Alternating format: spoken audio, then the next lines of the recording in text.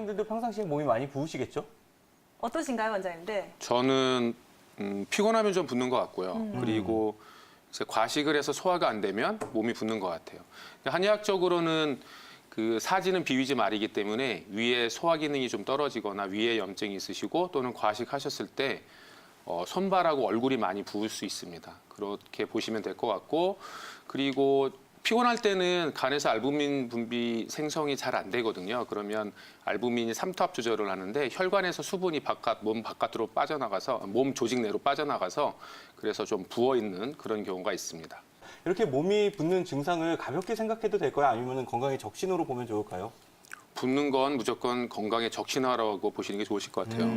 우선은 전신으로 붓느냐 아니면 국소적으로 붓느냐 차이인데, 뭐 국소적으로 우리 빅나리 아나운서처럼 네. 이제 하루 종일 일하고 나서 다리 종아리가 붓고 이런 것은 정맥 순환이 조금 이제 힘들었기 때문에 중력의 하중이 이제 밑으로 쏠린 거잖아요. 네. 그런 것은 이제 다리를 좀 올려놓고 주무시거나 그러면 해결이 될 수 있는 그런 간단한 문제인데, 이제 정맥의 그 판막이 부전이 일어나서 정맥혈이 모여 있거나 림프관이 좀 순환이 안 돼서 이제 말단의 부종이 오는 경우라면 이것은 이제 치료를 하셔야 될 것 같고, 전신 부종은 뭐 간, 그리고 심장, 그리고 콩팥, 또 갑상선 문제가 있을 때도 부종이 올 수 있고요. 그리고 또 우리가 왜 혈압약이랑 또 스테로이드 약물을 복용할 경우에도 부종이 올 수 있으니까, 부종은 건강의 적신호예요. 그러니까 꼭 내가 부을 때는 내 몸의 어느 부분이 잘못됐는지 확인하셔서 치료받으시는 게 좋을 것 같습니다. 내가 어느 부분이 안 좋을 수 있는지를 좀 판단할 수 있는 그런 이제 특징적인 것을 말씀드리자면, 네. 우선은 심장이 안 좋으면 심장에서 뿜어내지를 못하기 때문에 정맥에 쌓여 있는 거거든요. 그럴 경우에는 저녁에 많이 붓고요. 그리고 다리 쪽에 부종이 많이 있는 편입니다. 그리고 콩팥이 안 좋을 경우에는 우리 몸에서 나트륨을 배설하지 못해서 생기거나 또는 알부민을 너무 많이 빼내서 그렇거든요. 이런 경우에는 특징적으로 물론 신장이 안 좋아도 콩팥이 안 좋아도 다리에 부종이 있지만, 특징적으로 아침에 눈하고 얼굴이 많이 부어요. 눈두덩이가 많이 이렇게 탱탱해진 느낌이 든다고 하면 콩팥이 이상이 있을 확률이 더 높습니다. 그리고 갑상선 기능 저하증이 오면 점액 부종이 생기는데요. 특징은 눌러서 들어가지가 않습니다. 아주 탱탱하게 점맥질 사이에 부종이 있기 때문에 갑상선 기능이 저하가 오면 피곤하고 추위도 많이 타고 또 살이 찌기도 하면서 점맥 부종이 오니까 특징적으로 확인하실 수 있고요. 그리고 간에 부종이 생기면 물론 황달이나 아니면 복수가 차겠죠. 그런데 이제 거기까지 가기 전에는 아마 단백뇨 같은 게 소변에 거품이 있으면서 부종이 온다라고 하면 간에 문제가 있는 거 아닌가라고 의심해 보실 수도 있습니다. 그래서 나트륨은 펌프질을 해서 물을 끌어들이잖아요. 네. 근데 그걸 거꾸로 빼낼 수 있는 방법은 칼륨을 섭취하시는 거예요. 칼륨을 섭취하시려면 그래서 라면 먹을 때 뒤에 꼭 우유를 드시라고, 그러면 우유에 들어있는 칼륨이 오히려 나트륨과 이 상호작용을 해서 부종을 좀 덜어드릴 수도 있습니다. 그래서 바나나나 이렇게 시금치에도 칼륨이 많이 들어있으니까 같이 복용하시면, 아니 음식을 드시면 좋으실 것 같아요.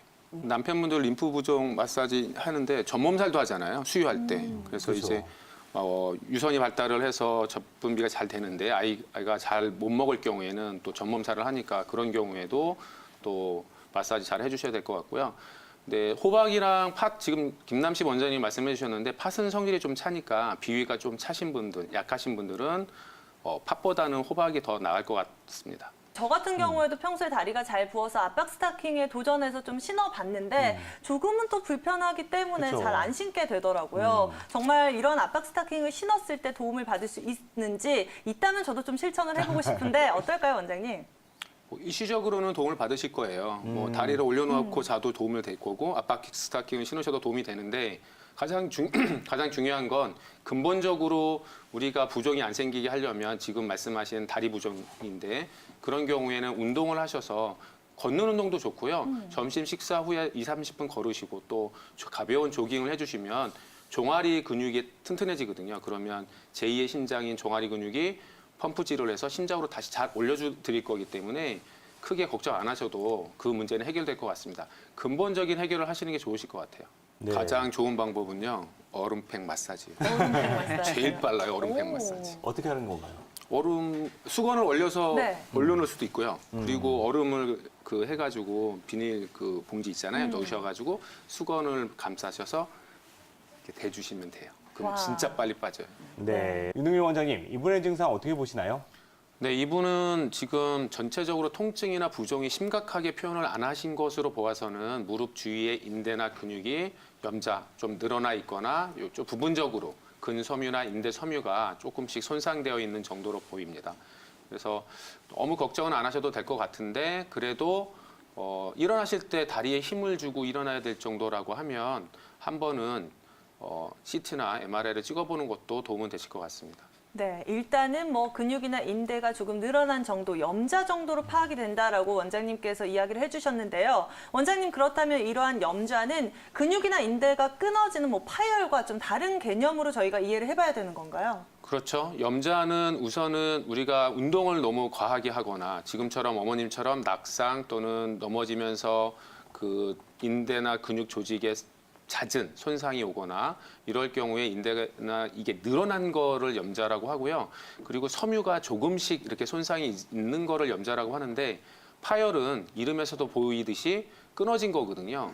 그래서 부분 파열인 경우에는 그냥 보존적 치료를 하지만 완전 파열인 경우에는 봉합술을 하셔야 되고요.